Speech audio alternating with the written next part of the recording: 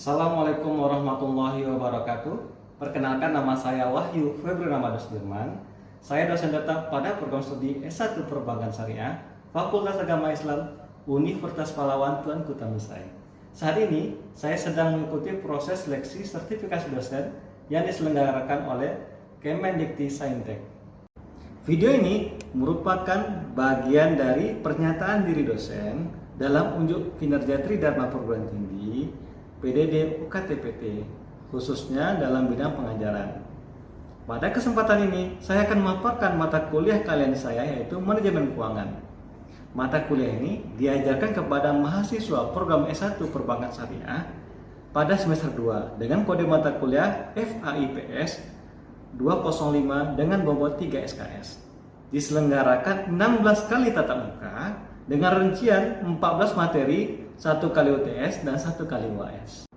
Deskripsi mata kuliah Manajemen Keuangan membahas tentang konsep dasar, prinsip, dan teknik pengelolaan keuangan sebagai dasar pengambilan keputusan investasi, pendanaan, dan pengelolaan aset secara efektif. Materi pelajaran meliputi ruang lingkup dan tujuan manajemen keuangan, time value of money, risk and return, analisis laporan keuangan, analisis rasio keuangan, manajemen modal kerja, perencanaan keuangan, capital budgeting, cost of capital, struktur modal, serta analisis instrumen investasi seperti saham dan obligasi. Mahasiswa diharapkan mampu menganalisis permasalahan keuangan, mengevaluasi, serta mencari alternatif keputusan investasi dan pendanaan, serta memberikan rekomendasi pengelolaan keuangan. CPL. Dalam aspek sikap, mahasiswa mampu menunjukkan sikap bertanggung jawab atas pekerjaan di bidang keahliannya secara mandiri. Aspek pengetahuan, menguasai konsep dan teori ekonomi mikro, makro, ekonomi moneter, ekonomi manajerial, dan ekonomi global. Keterampilan umum, mampu mengambil keputusan secara tepat dalam konteks penyelesaian masalah di bidang keahliannya berdasarkan hasil analisis informasi dan data. Pada aspek keterampilan khusus, pertama, mahasiswa mampu menyajikan informasi untuk pengambilan keputusan manajemen dan analisis perkembangan ekonomi berdasarkan paradigma ekonomi syariah. Yang kedua, mampu menganalisis risiko, kelayakan pembiayaan sesuai prinsip-prinsip dasar dan prosedur untuk pengambilan keputusan manajerial tingkat dasar. CPMK pertama, mahasiswa mampu menjelaskan konsep, tujuan, fungsi, dan ruang lingkup manajemen keuangan serta perannya dalam pengambilan keputusan keuangan organisasi. CPMK kedua, mahasiswa mampu menerapkan konsep time value of money, menganalisis hubungan risk and return, serta menghitung nilai keuangan sebagai dasar pengambilan keputusan investasi dan pendanaan. CPMK yang ketiga, mahasiswa mampu menganalisis konsep keuangan perusahaan melalui laporan keuangan dan rasio keuangan untuk menilai kinerja serta kesehatan keuangan perusahaan. CPMK yang keempat, mahasiswa mampu mengevaluasi pengelolaan modal kerja, menyusun perencanaan keuangan, serta menganalisis keputusan investasi dan pendanaan menggunakan konsep capital budgeting, cost of capital, dan struktur modal. CPMK yang kelima, mahasiswa mampu menganalisis karakteristik instrumen pasar modal seperti saham dan obligasi, serta mengevaluasi alternatif investasi untuk mendukung pengambilan keputusan investasi yang rasional. Komponen penilaian yang pertama, partisipatif dengan bobot 20%, hasil proyek dengan bobot 30%, tugas dengan bobot 20%, ujian tengah semester dengan bobot 10%, dan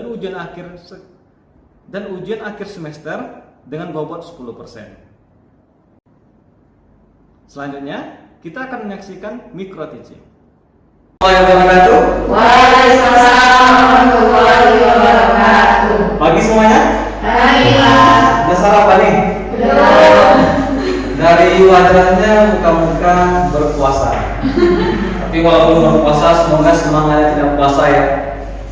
Pada hari ini kita akan membahas topik mengenai ruang lingkup manajemen keuangan.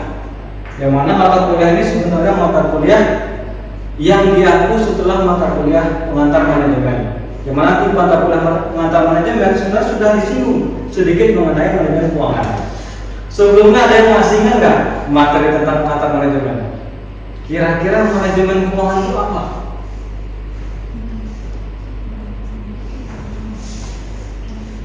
Manajemen itu bagaimana cara kita mengatur seseorang. Nah, sedangkan manajemen keuangan itu spesifik bagaimana cara kita mengatur, mulai dari cara mencari uang, cara mengelola uang, dan bagaimana uang itu digunakan. Sehingga dalam manajemen keuangan ada beberapa topik spesifik. Yang pertama, topik mengenai corporate finance atau keuangan perusahaan, yang mana tujuan utamanya adalah memaksimalkan nilai perusahaan. Kemudian juga ada yang mengenai manajemen investasi, bagaimana caranya mengelola portofolio investasi baik itu individu ataupun institusi. Kemudian mengenai lembaga keuangan. Nah, ini berkaitan dengan lembaga depository, kontrak keuangan, dan lembaga investasi. Nah, ini adalah topik spesifik mengenai manajemen keuangan. Akan tapi manajemen keuangan yang akan kita bahas fokus kepada keuangan perusahaan. Dari gambar depan, yang pertama apa itu gambar apa? Dirijen atau kontraktor ya. Iya. Kemudian ada chef. Kira-kira dari dua gambar ini apa yang pertama kali terbesit dalam pikiran kita? Kalau dikaitkan dengan topik manajemen keuangan. Kalau bicara kan memimpin kan, memimpin suatu kelompok atau grup, dia akan pertama. Dia adalah seorang leader ya, leader. Memimpin kelompok yang bisa memainkan alat musik. Yes. Yang kedua adalah chef itu apa? Memasak. Tukang masak profesional. Oke, baik ya. Tukang masak profesional. Kira-kira chef itu hanya bisa masak nggak? Dia juga bisa masak dan menulis atau manajemen biasanya. Bisa mengelola ya, mengelola dapur. Mana yang bagian potong bawang, mana yang bagian potong sayur. Jadi semua yang ada di dapur dia yang akan mengatur dan dia akan memanagenya. Nah, kalau kita kaitkan dengan konteks manajemen keuangan, berarti manajemen keuangan itu bukan orang yang menghitung duit saja. Ya. Memang ketika dia seorang manajer keuangan pasti bisa menghitung duit, tapi bukan sebatas itu kerjanya. Dia lah yang akan memanage atau mengatur semua yang berkaitan dengan keuangan perusahaan. Ini juga bos atau leader. Apakah itu seorang manajer keuangan? Bukan. Bisa jadi ya, bisa jadi tidak. Akan kita cari di slide selanjutnya. Kemudian secara definisi apa sih manajemen keuangan? Berapa ahli mengatakan segala yang pertama, Van Horn mengatakan segala aktivitas yang berhubungan dengan perolehan, pendanaan, serta pengelolaan aktiva dengan tujuan menyeluruh. Kemudian Levin mengatakan usaha untuk mendapatkan atau menyediakan uang serta menggunakan uang untuk mendapatkan atau juga proyek aktiva. Kasbir mengatakan kata kuncinya dana, membiayai usaha, mengelola dana. Jadi bisa kita katakan bahwa manajemen keuangan itu adalah bagaimana menyediakan, bagaimana mengelola uang, bagaimana membiayai usaha atau fungsi-fungsi keuangan. Jadi paling tidak ada 3 fungsi: mencari, mengelola, dan mengalokasikan dana. Itulah manajemen keuangan.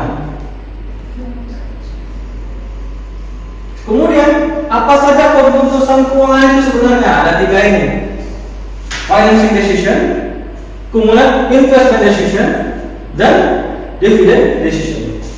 Nah, sebenarnya kalau berdasarkan definisi tadi, kita kerucutkan lagi, sebenarnya ada 3 keputusan strategis dalam manajemen keuangan sebenarnya. Financing decision, bagaimana cara mendanai aktivitas. Kemudian investment decision, kemudian setelah uangnya diperoleh, di mana akan dialokasikan uang tersebut. Kemudian, nah setelah sumber dana yang diperoleh, kemudian tahu untuk apa uangnya, baru setelah itu dividend decision. Jadi mendistribusikan dividen. Dividen itu apa? Imbal hasil dari setiap investasi yang dikelola. Inilah 3 keputusan keuangan. Sampai di sini bertanyakan dulu mengenai keputusan keuangan. Financial decision. Nah, biasanya yang financial decision ini erat kaitannya dengan struktur modal perusahaan. Bagaimana komposisi dana yang dimiliki oleh perusahaan. Biasanya sumber dana itu ada internal, ada eksternal. Internal bagaimana? Nah, internal dana yang standby, dana yang tersedia dalam perusahaan.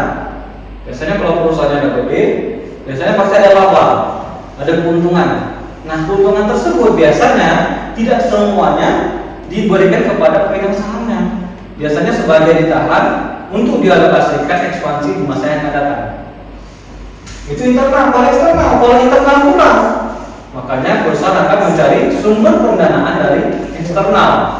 Biasanya bisa dari obligasi, menerbitkan suatu tahun, atau bisa juga dengan menawarkan saham kepada calon investor. Jadi 2 sumber dana eksternal. Kemudian barulah diinvestasikan. Setelah investasinya berhasil, dapat penghasilan tersebut dibagi lagi kepada pemegang sahamnya.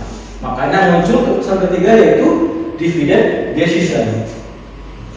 Kalau diilustrasikan dalam bentuk bagan, nah, seperti inilah proses manajemen keuangan dalam sebuah perusahaan. Nah, mulai dari firm operation, kemudian financial manager, kemudian financial market. Nah, financial market adalah tempat perusahaan mencari dana. Dalam hal ini adalah pasar modal. Setiap negara itu memiliki pasar modalnya masing-masing. Jadi dari sanalah perusahaan gede mencari dana. Kalau perusahaan skalanya kecil, nah biasanya nggak langsung pasar modal mereka cari dananya. Bisa jadi dari pihak ketiga, bisa dari bank, modal ventura, atau lembaga-lembaga yang bisa menawarkan modal. Tapi kalau kita berbicara corporate finance, biasanya ya konteksnya lebih kepada perusahaan yang sudah go publik, yang sudah internasional, sehingga ya mereka mencari dananya biasanya dari pasar modal atau financial market. Kita cek, nah kita fokus ke angkanya ya. Pertama, financial market menuju ke financial manager. Panahnya ada 2 nanti kan, ada yang 4B, ada yang 1. Nah, jadi financial market inilah yang memberikan dananya kepada financial manager. Artinya investor. Nah, mengalokasikan dananya dalam bentuk obligasi atau saham. Kemudian financial manager atau manajer keuangan mengelola uangnya untuk firm operation atau operasional perusahaan. Mereka kelola dananya, kemudian dana yang sudah dikelola memperoleh hasil nanti akan diserahkan kepada financial manager lagi, kemudian baru diserahkan kepada investor lagi. Dalam bentuk apa? Dalam bentuk kupon kalau misalnya bentuknya ada obligasi. Nah, kemudian kalau saham adalah dividen. Jadi inilah adalah rules of the financial management. Jadi ini aja sebenarnya inti dari manajemen keuangan. Kalau financial market ya ini, ya, tadi kan telah disampaikan ada 3 topik spesifik mengenai manajemen keuangan. Ini salah satunya. Manajemen investasi itu di tengah-tengah. Financial manager. Kemudian institusi market institusi itu adalah financial market. Mengenai tentang lembaga keuangan itu di poin ketiga ini. Kemudian corporate finance, nah itu berada di area yang tengah dan yang sebelah kanan. Jadi semua topik spesifik tentang manajemen keuangan itu sebenarnya sudah terangkum dalam bagian ini. Nanti tinggal pengembangannya saja. Kalau misalnya pengen bahas secara lebih spesifik mengenai pasar modal, itu bisa. Oke, nah sampai di sini ada yang bertanyakan dulu nih, Bunga? Kayaknya mukanya mau bertanya ya? Ada? Enggak, oke.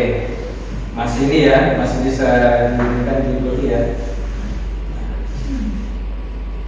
Nah inilah yang tadi ya, financial market tadi kita bahas sedikit lebih spesifik. Nah, jadi ada lingkungan keuangan itu ada lembaga depository, yaitu bank umum.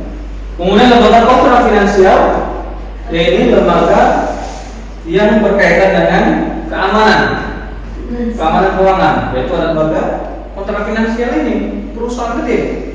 Mereka juga pengen diberikan rasa nyaman, rasa aman, sehingga beberapa aset yang mereka miliki itu mereka asuransikan agar ketika terjadi hal-hal yang diinginkan mereka mendapatkan rasa aman.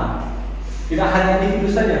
Kemudian lembaga investasi. Nah, lembaga investasi itu ada banyak. Salah satunya adalah dana reksa, ada Indopremier, ada banyak. Ada kemudian ada BRI Mandiri Sekuritas. Jadi perusahaan-perusahaan yang berkaitan dengan investasi di pasar modal, mereka lah menjadi perantaranya nantinya. Kemudian financial market itu ada yang namanya supermarket, pasar yang mana transaksi jual beli dilakukan saat ini. Jadi pada saat ini namanya supermarket. Future market adalah pasar yang mana transaksinya dilakukan saat ini, saat untuk pembelian penjualan masa yang akan datang. Jadi ada capital market, ada supermarket dan future market. Ini pembagian pasar. Kemudian pembagian pasar berdasarkan ininya jangka waktunya, ada pasar uang, ada pasar modal. Pasar uang ini adalah pasar untuk surat utang jangka pendek yang sangat liquid. Nah, jadi kalau dikategorikan lagi pasar itu ada juga yang namanya pasar uang, ada pasar modal. Kalau misalnya instrumen itu jangka pendek itu namanya pasar uang. Ya, falas itu pasar uang.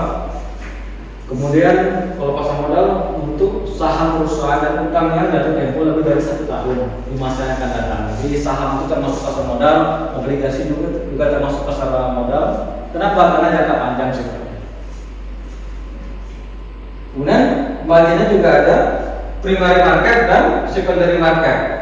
Pasar di mana perusahaan meningkatkan modal dengan menerbitkan sekuritas baru. Jadi kalau perusahaan yang baru publik itu namanya primary market, IPO. Pernah dengar istilah IPO? Initial Public Offering. Jadi ketika perusahaan baru masuk pasar saham, baru menerbitkan saham pertama kali, itu namanya adalah primary market atau IPO dalam ini.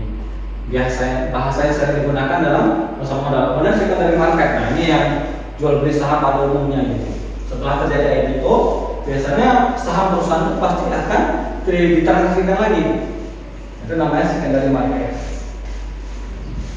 Nah, itu yang primary market itu yang pertama, initial public offering atau IPO. Kemudian seasonal equity offering. Jadi setelah IPO perusahaan juga bisa menerbitkan saham baru lagi, namanya seasonal equity offering. Kemudian secondary market transaction. Sampai di sini ada yang menanyakan dulu, bebas mengenai manajemen keuangan atau bagaimana cara kita ini menerapkan manajemen keuangan dalam kehidupan sehari-hari juga boleh. Isi Pak. Boleh perkenalan namanya dulu ya.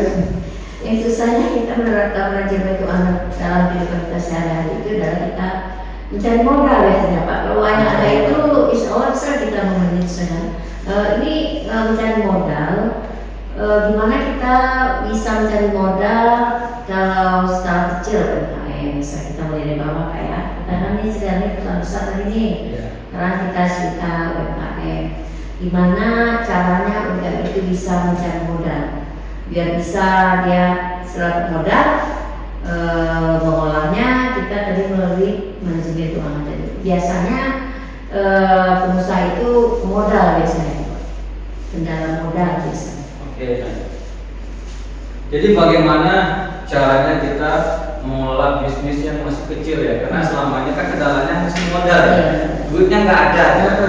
Sebenarnya kalau misalnya kita ini ya berbicara soal lembaga keuangan, nah selain bank sebenarnya lembaga keuangan itu juga ada lembaga keuangan mikro, yang mana lembaga keuangan mikro itu biasanya mereka menaruhkan dananya kepada UMKM usaha kecil gitu. Jadi kalau misalnya ini lembaga UMKM-nya pengen mencari modal, itu bisa dicoba mengajukan pembiayaan kepada lembaga keuangan mikro. Itu langkah yang pertama. Kalau misalnya kita nggak bisa, nah sekarang udah ada namanya dinas UMKM dan UMKM, jadi bisa melalui kerjasama dengan dinas atau perusahaan-perusahaan daerah yang sekiranya mereka bisa menawarkan CSR dan CSR. Jadi bisa mengajukan proposal.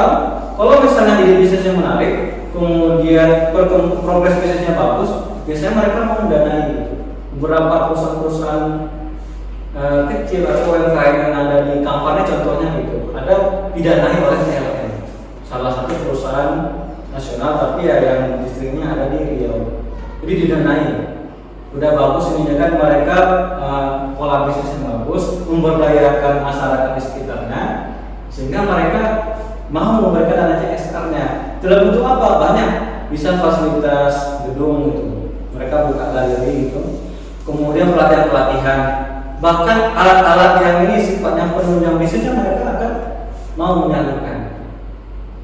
Jadi ada beberapa hal atau beberapa langkah yang bisa dilakukan oleh ini UMKM yang masih berkembang gitu, yang masih kecil. Tapi ya memang harus memiliki komitmen juga gitu. Nanti ketika sudah disalurkan lalu diberikan bantuan ternyata hilang keuangannya. Ya, jadi makanya perlu ya bagi kita lulusan prodi perbankan syariah nantinya menerapkan ilmu manajemen keuangan ini agar dirasakan oleh masyarakat luas. Di sini ada yang bertanyakan lagi? Ada Pak. Silakan. Jika terjadi inflasi, strategi apa yang harus dilakukan dalam manajemen keuangan pribadi? Inflasi ya. Sebelumnya tahu dulu inflasi itu apa. Nah, secara sederhana kenaikan harga barang secara terus-menerus. Jadi ketika terjadi inflasi harga barang itu naik dan di lain sisi kan belum tentu penghasilan kita meningkat. Sehingga untuk mencocokkan, untuk mensiasati ketika terjadi inflasi, kita pertama harus menata ulang pengeluaran kita. Nah, berapa dana yang tersedia, kemudian kita ulang kira-kira mana pengeluaran yang prioritas, mana cukup dibutuhkan terlebih dahulu, mana yang digantikan. Nah, itu langkah pertama. Yang kedua, kita mulai melakukan swasembada.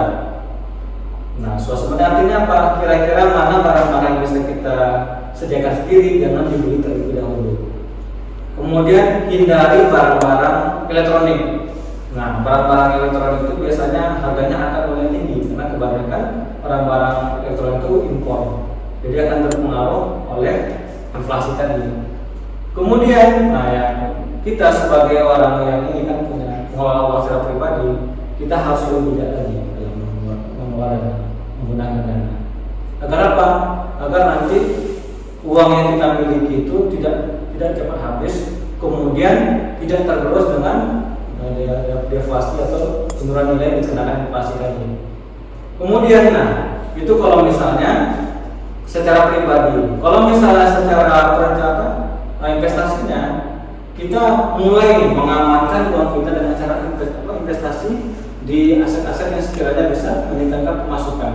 Kalau misalnya dananya masih sedikit, ya bisa deposito dulu. Kalau misalnya saham, nah saham biasanya lebih peka terhadap gejolak inflasi. Jadi jangan dulu ke pasar modal. Jadi yang berkaitan dengan lembaga perbankan itu masih bisa kita lakukan investasi. Tapi secara pribadi, nah kita atur pengeluaran pribadi kita, kemudian kita sesuaikan nih mana kebutuhan yang ini yang prioritas, kemudian mulai swasembada atau menyediakan barang-barang yang bisa kita sediakan secara individu. Baik. Nah, ada lagi yang mau ditanyakan? Silakan, Amel. Karena kan sekarang kita mahasiswa belum mempunyai perusahaan atau bekerja di perusahaan. Untuk menerapkan prinsip manajemen keuangan dalam kehidupan sehari-hari sebagai mahasiswa itu bagaimana? Baik. Bagaimana cara menerapkan prinsip manajemen keuangan dalam kehidupan sehari-hari? Padahal kita aja masih belum punya perusahaan, kan? Masih mahasiswa belum bekerja. Yang pertama, sikap dulu. Kita harus memiliki sikap seorang manajer keuangan. Manajer keuangan itu apa? Bisa mencari, bisa mengelola, bisa mendistribusikan. Nah, yang pertama kita mencari uang. Kalau adalah kita sebagai mahasiswa belum ada pemasukan, masih dari jajan orang tua. Nah, artinya uangnya dari orang tua itu kita kelola dengan baik. Kita harus tahu dulu nih pengeluaran kita itu apa.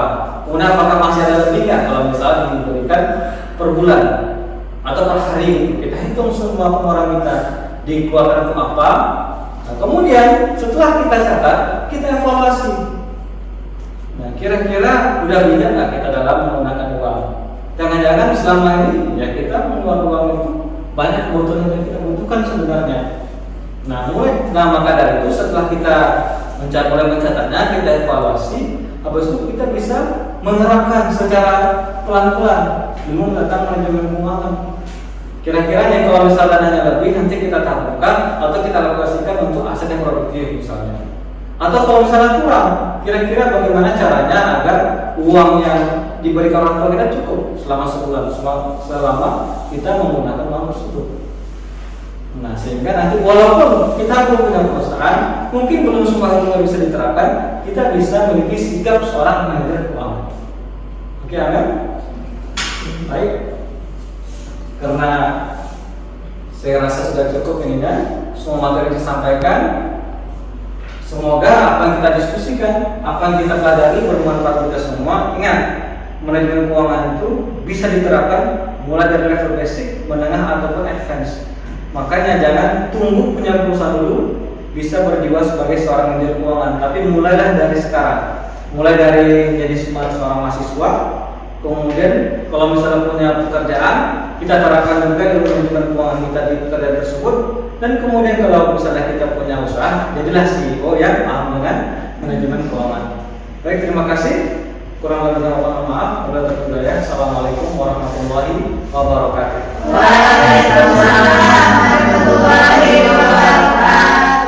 Demikian video ini saya sampaikan sebagai pernyataan diri dosen untuk kinerja Tridharma Perguruan Tinggi PDD UKT-PT pada bidang pengajaran. Semoga dapat memberikan gambaran dalam proses pembelajaran pada program studi S1 Perbankan Syariah, khususnya pada mata kuliah Manajemen Keuangan. Atas perhatiannya saya ucapkan terima kasih.